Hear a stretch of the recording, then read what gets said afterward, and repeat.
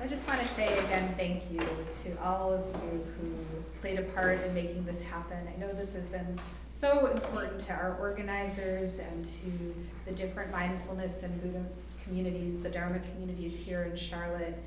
And I feel very honored to be here. I actually met with Ruth the last time I was here. She's such an important person in my life. I quote her everywhere all the time. Tomorrow for our half-day retreat will lead a meditation that she wrote and included in her book, Mindful of Race, which has been so tremendously powerful on so many levels. In some ways, Charlotte to me feels like this kind of sacred space for no other reason than Ruth King lives here. And now I also have many Dharma siblings here, and that also feels really beautiful.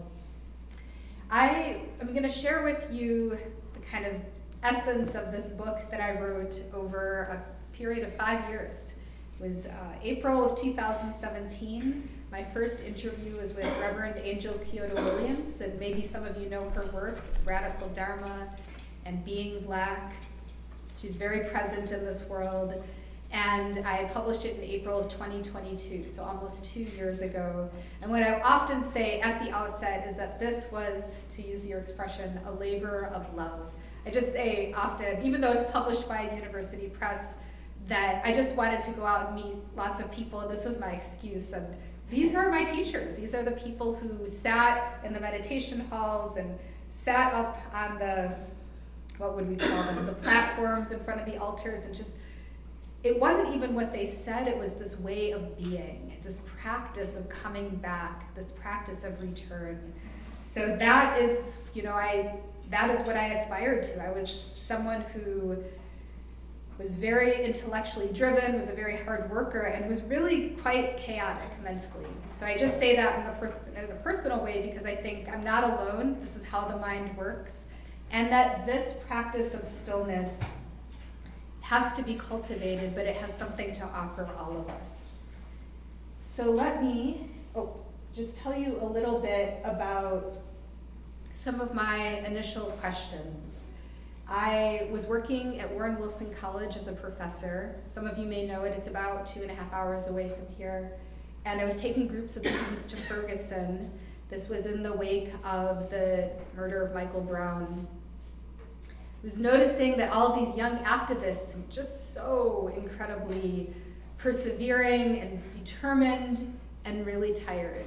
They were outside of the Ferguson Police Department every single night for well over a year. And truthfully, it was the longest street protest since the Montgomery bus boycott in 1955. It was that diligent, they were that present, and it was very exhausting. So that's some of what I was thinking about and wanting to respond to. When I started my interviews, really this question of could Buddhism respond? And a lot of these folks were disaffected from the church because they were young and queer and coming up against homophobia. And I wondered, could Buddhism respond? Buddhism as a set of doctrines, as a set of practices, and I'll talk more about that. And when I started these interviews with people like Ruth, what came up, I never actually even asked about this, but was the fact of intergenerational trauma. So many of these folks were able to identify within their lineages disconnection and frankly many gaps in knowing even who their family members were. A lot of violence, a lot of abandonment, which is something I could relate to personally.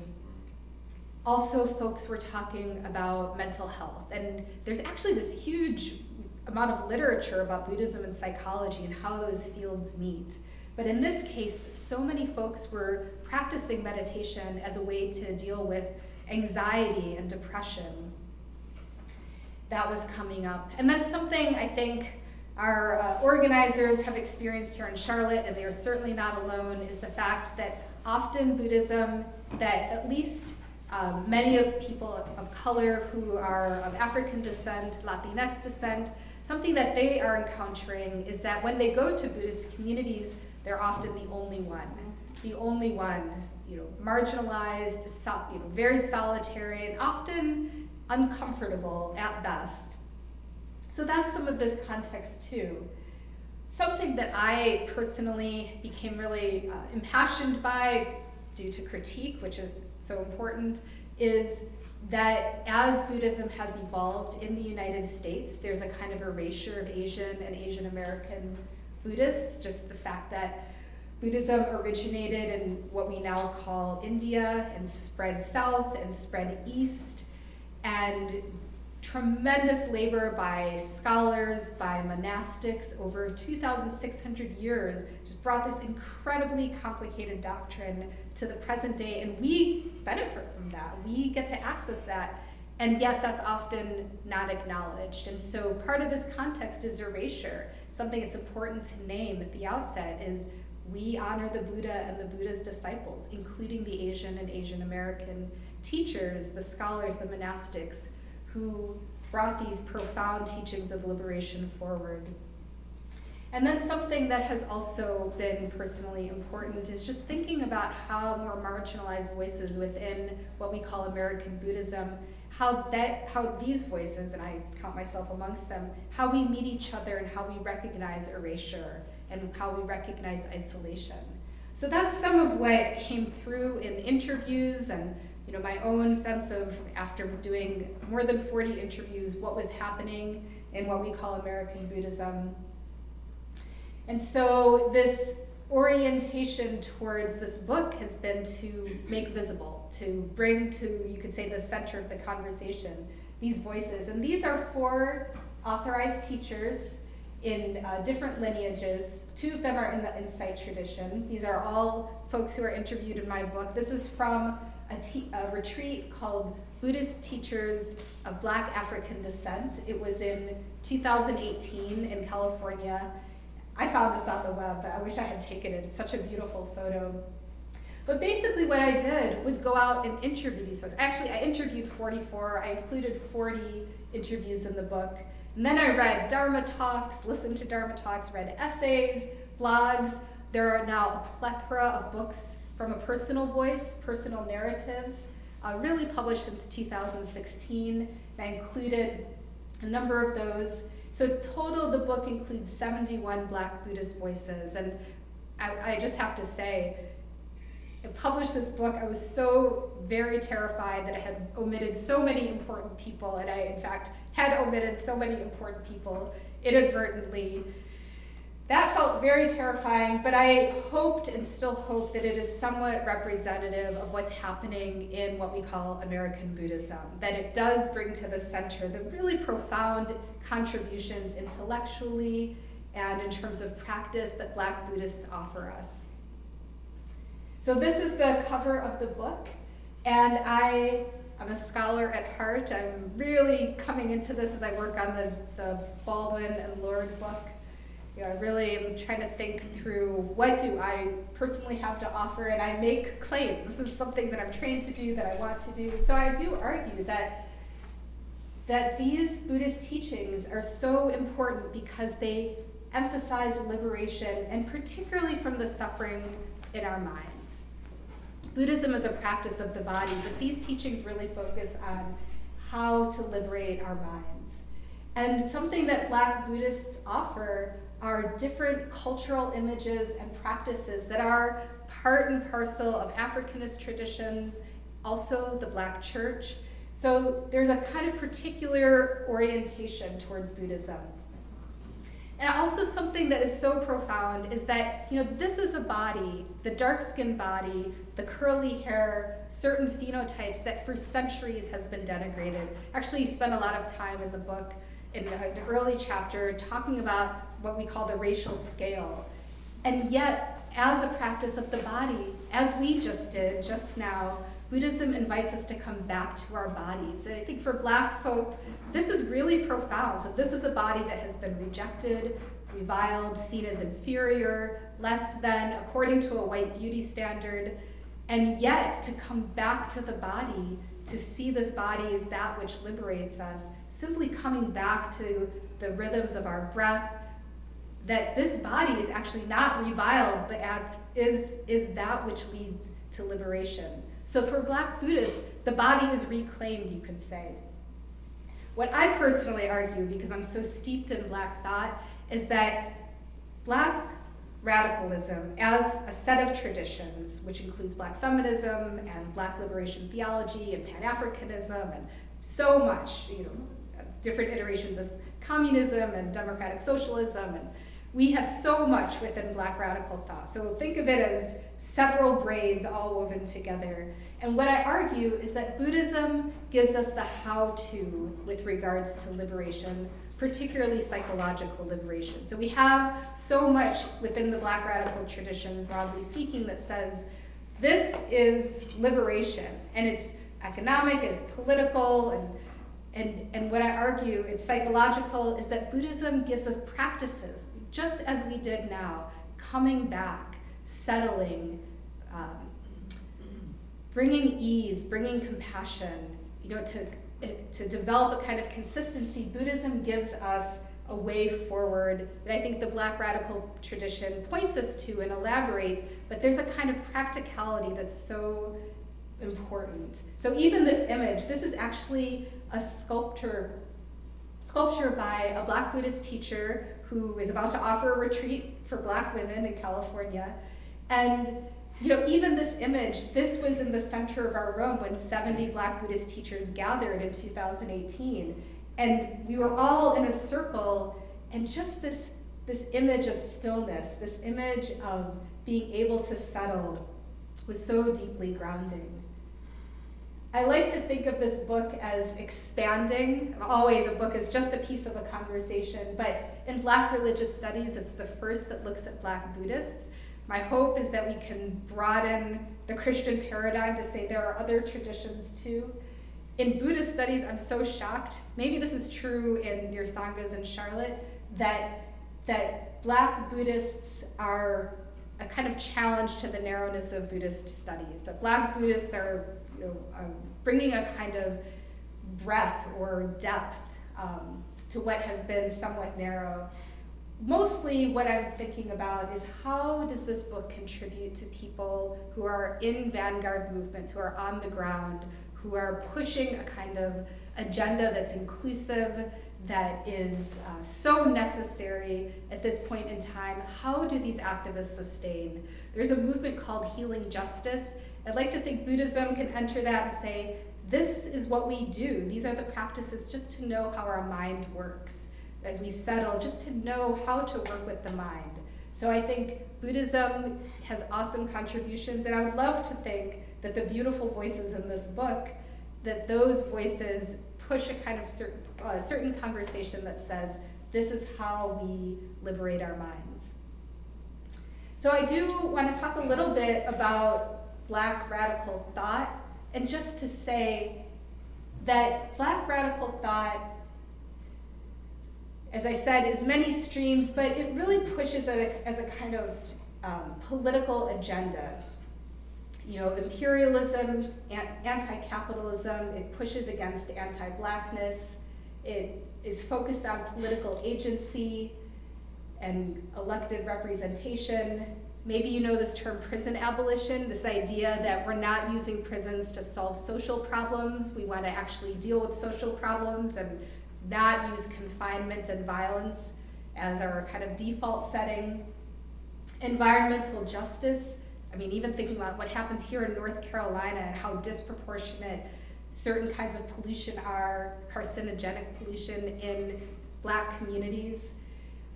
Black radical thought is also, this is fairly new, taking on intersectionality in terms of race, gender, class,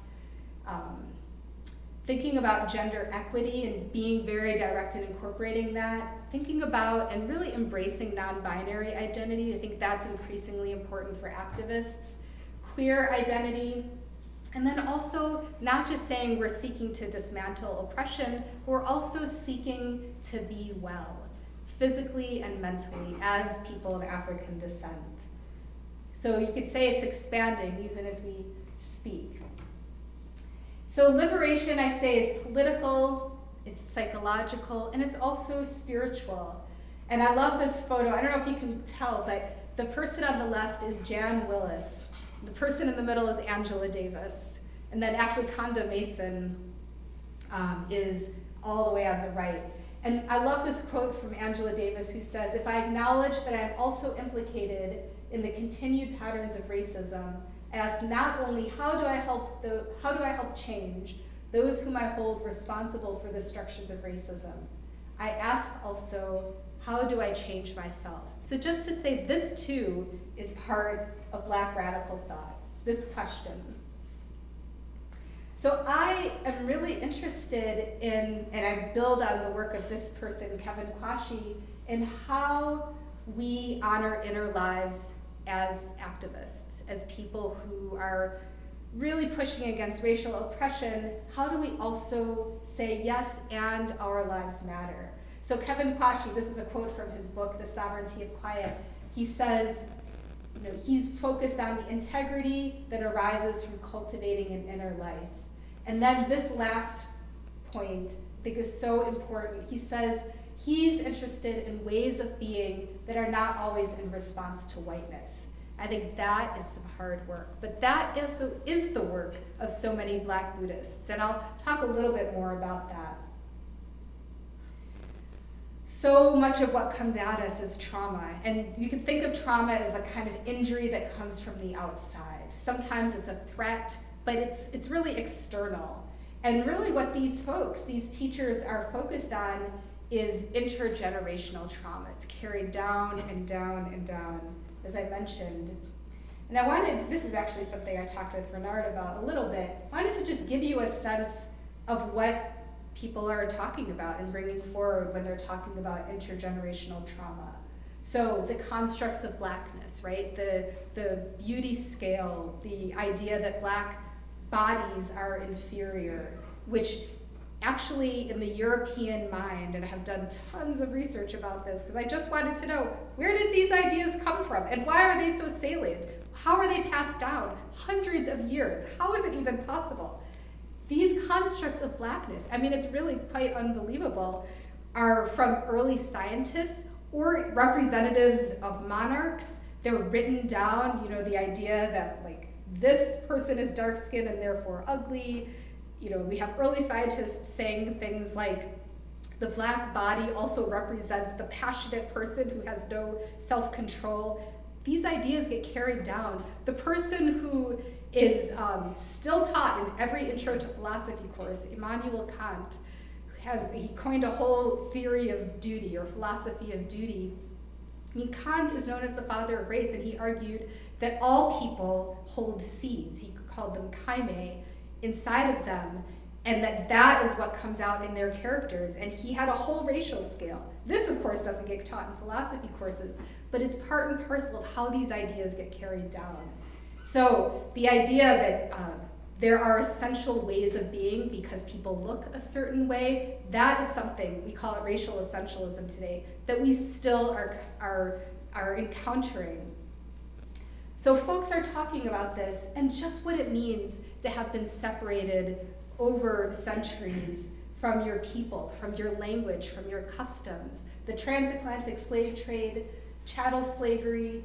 Something that I have been really focused on, and this actually came up organically in my interviews, is what the auction block meant. We think of slavery, we think of massive plantations, and I was actually just in the Mississippi Delta. There were still enormous cotton fields, soybean, corn. This is what we think of with slavery. But actually, slavery was passed down and so harmful to Black families, in the separation, the selling off of people as though they were property, because they were considered property. So the separation of babies from parents, of husbands from wives, of siblings, the auction block and what that has meant even today is pervasive. Corporal punishment and violence, we often make this argument. Angela Davis is one of the first to say we see in slavery these forms of punishment and we see them in our prison system today, that there's a continuum. And then something that is highly gendered but so important to name is the rape of Black women and what it meant for Black women's bodies to be used to, again, make property for white slave owners. So this is the kind of intergenerational trauma that's so important to recognize as we talk about practice and healing.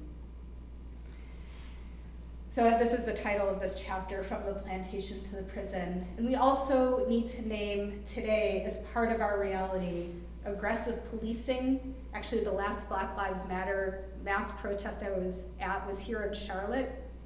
I want to say 2017. But aggressive policing, of course, mass imprisonment, as I named, school pushouts and what's happening in our school systems, disproportionate violence against Black women. And I think many of us, if not all of us, as we encounter especially white dominant spaces, can speak to microaggressions, which are also called everyday exclusions. So the question is, how do we turn towards this? How do we work with this? How do we not shut down, develop illnesses? This could take over our lives if we're not very intentional. And this is a quote from Erica Phillips, who actually lives in Savannah, not far from here. And Erica says, "When I encountered Buddhist practice, it was the first time I felt here is a practice for undoing, for uncovering, excavating, and transforming internalized oppression." She goes on to say, "It's one thing to know it and to see it, but it's another thing to actually heal. The practice didn't feel foreign to me. It didn't feel new. It felt very much like language being given to something that I was trying to figure out, a way I was trying to live, a way that I was saying I was living. Here was a practice of liberation and a practice of freedom.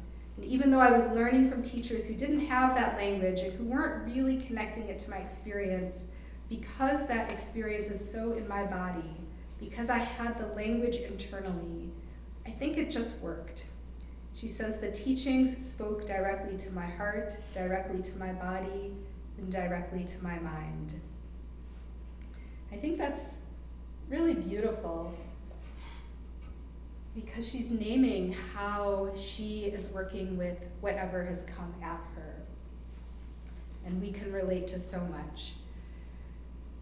What are these teachings that Erica is speaking to? And here, I just want to give a sense. I don't know how many folks in this room self-identify as Buddhist or have studied Dharma, but just to give you an overview of what has been important for Black Buddhists, this is what came up in my interviews.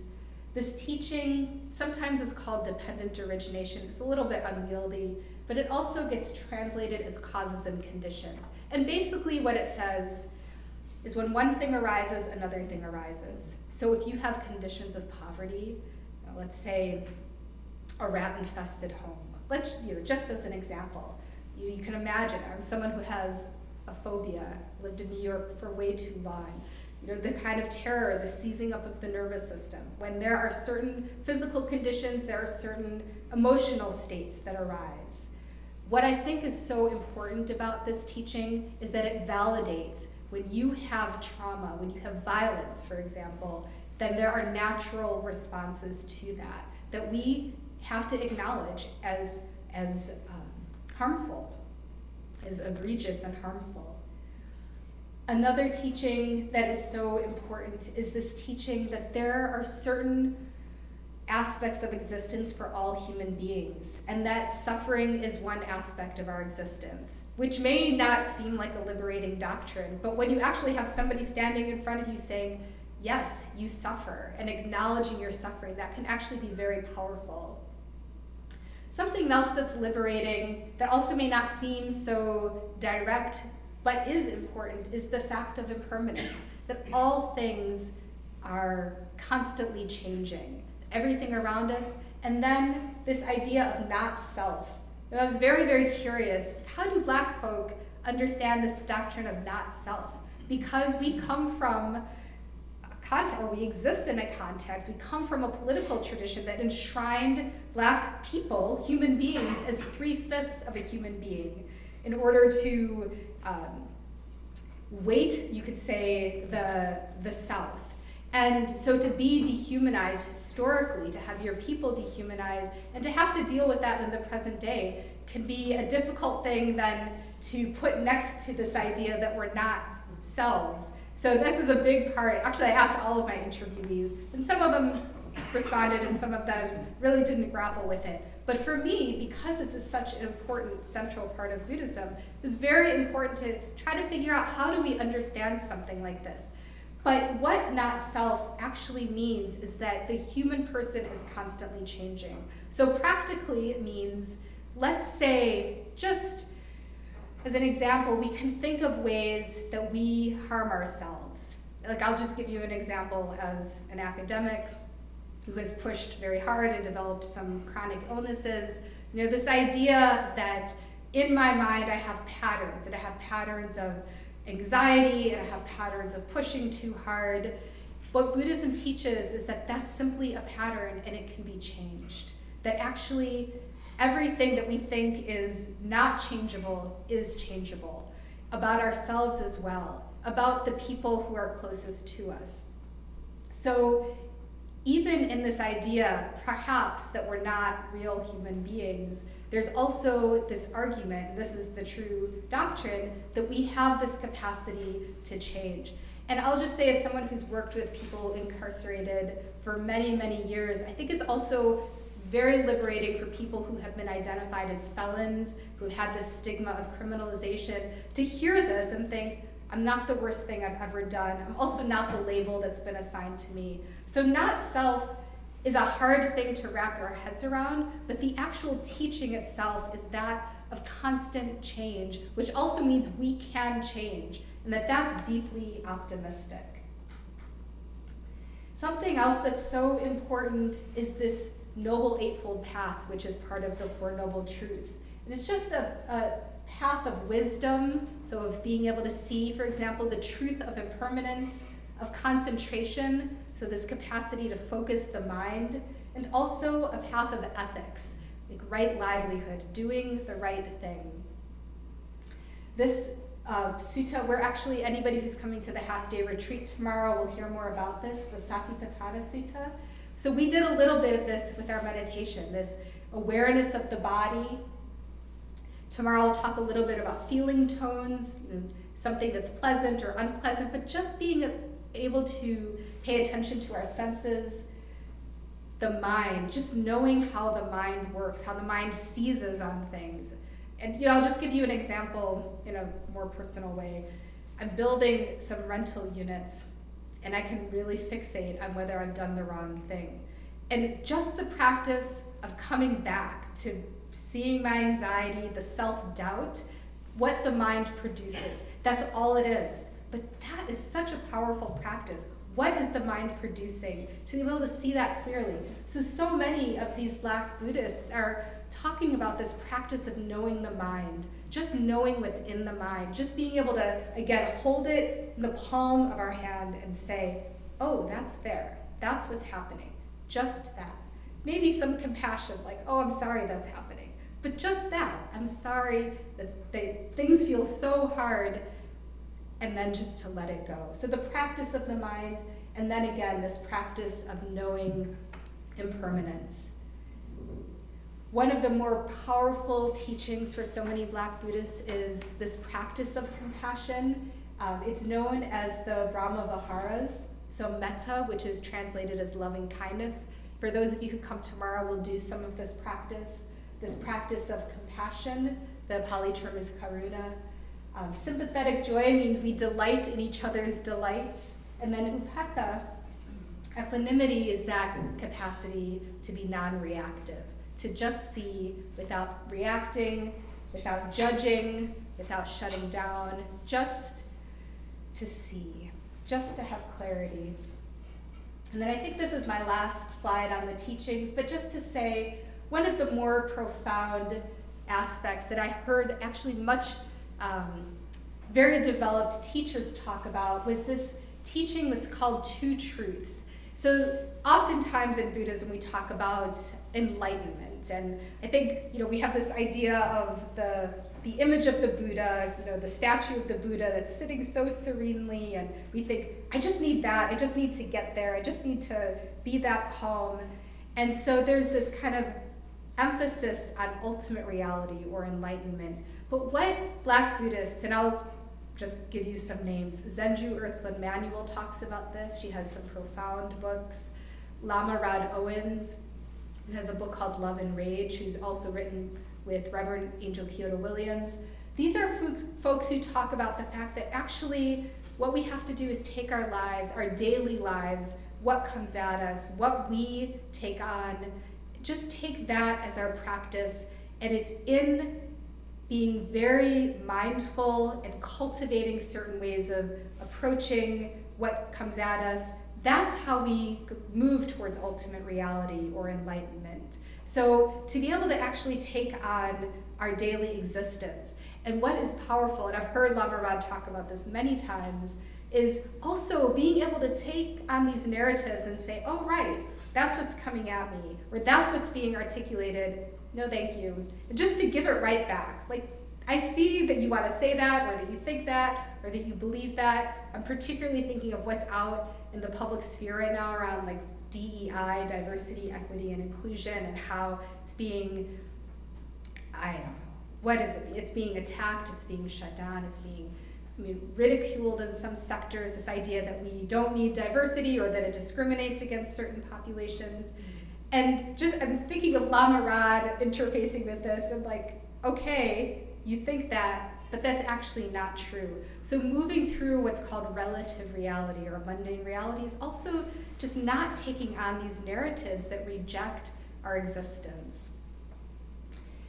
And then that least what is often called the three refuges, or the three jewels, taking refuge in the Buddha, sometimes as this figure who could figure out a way of being, a liberated way of being, the Dhamma, or sometimes called the Dharma, the teachings. And then so important for Black Buddhists is the Sangha, the community. And that came up over and over and over again as I went out and had these conversations. This is a teacher, she actually also has a book called You Belong, Sebene Selassie. And I want to read you the full quote because I think this is really what Black Buddhists are getting at. What we're all getting at, but specifically when I did my interviews, this is what came up over and over. We are going to use these teachings of the Buddha, which ask us to come face to face with and to be intimate with our suffering and the suffering of others. That means asking us to let go of our usual strategies, trying to escape or to fix our suffering. These teachings again insist that we need to face our suffering internally, externally, and both internally and externally. We need to face the suffering of the world or we will not truly be free. So we are not going to find freedom by resisting our suffering, by hating it or trying to get rid of it. That's a big statement, right? We are not going to find freedom by resisting our suffering, by hating it or trying to get rid of it.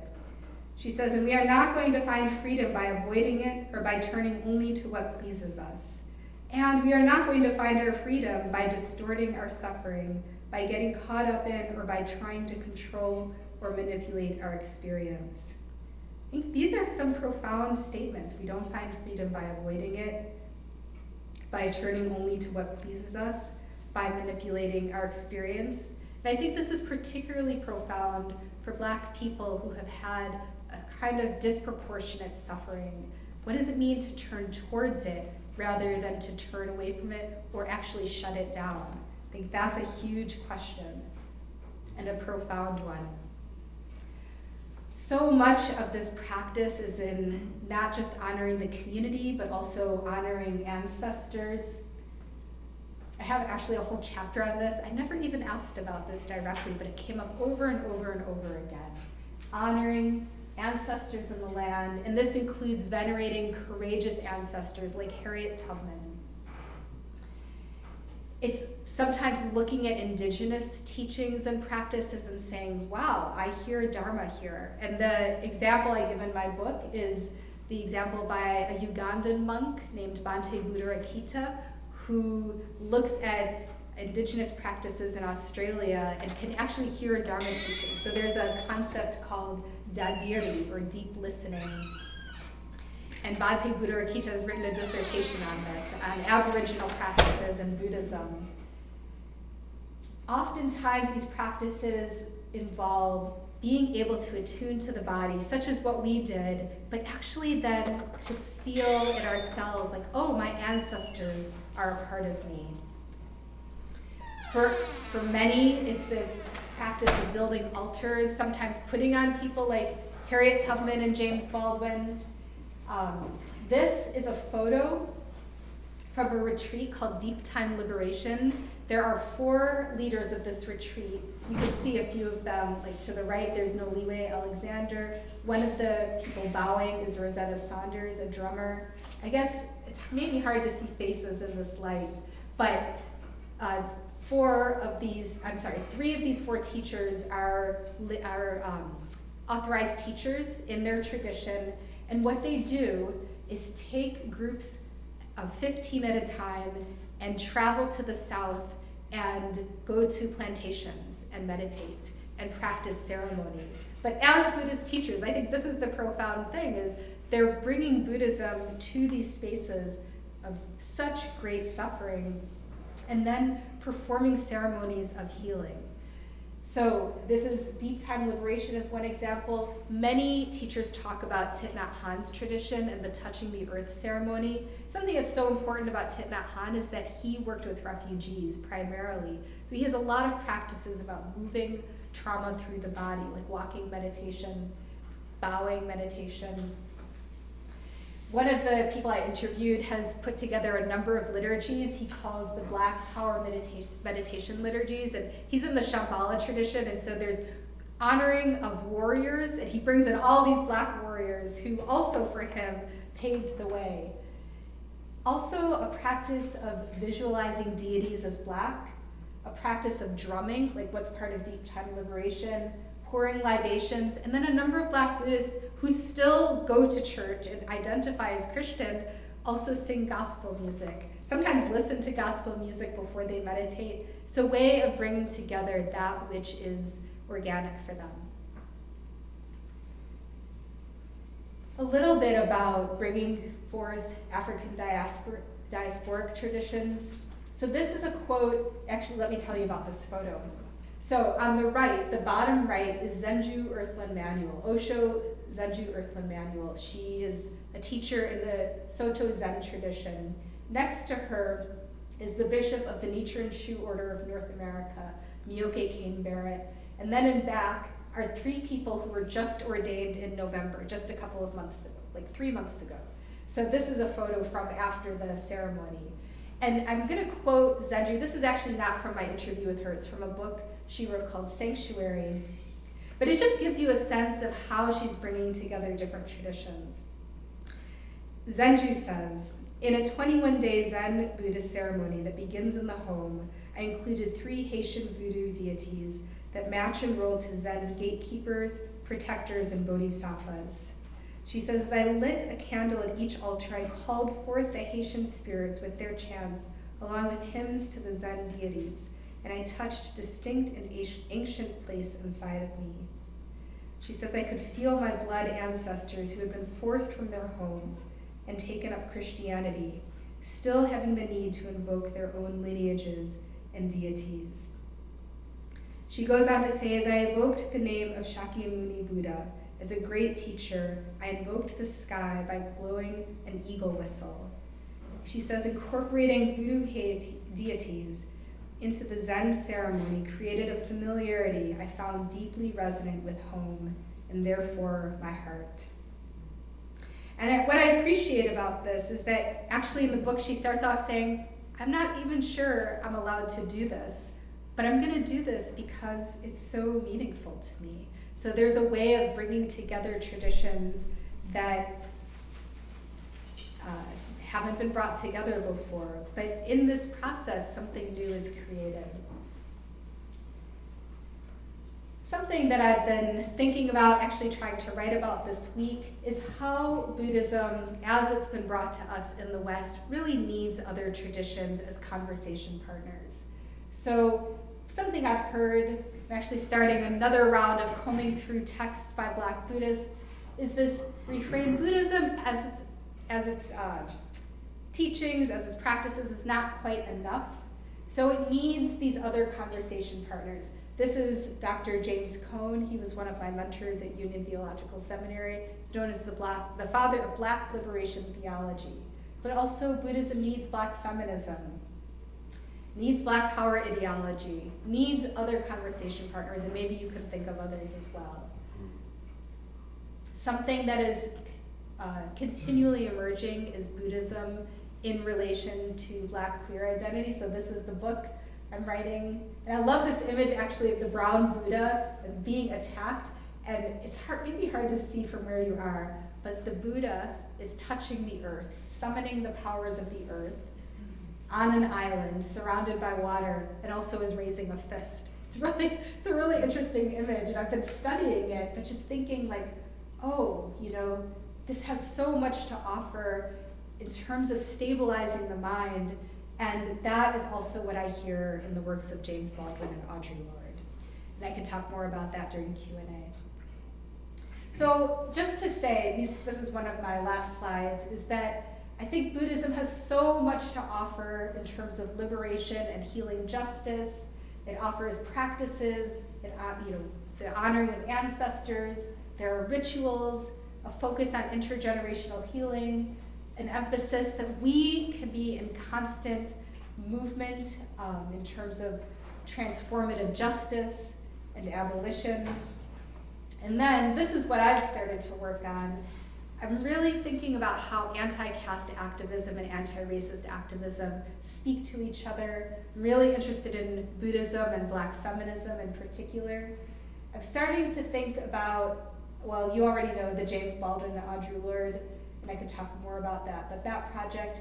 And then something that I get asked a lot about is, what do we do with karma, this teaching on karma?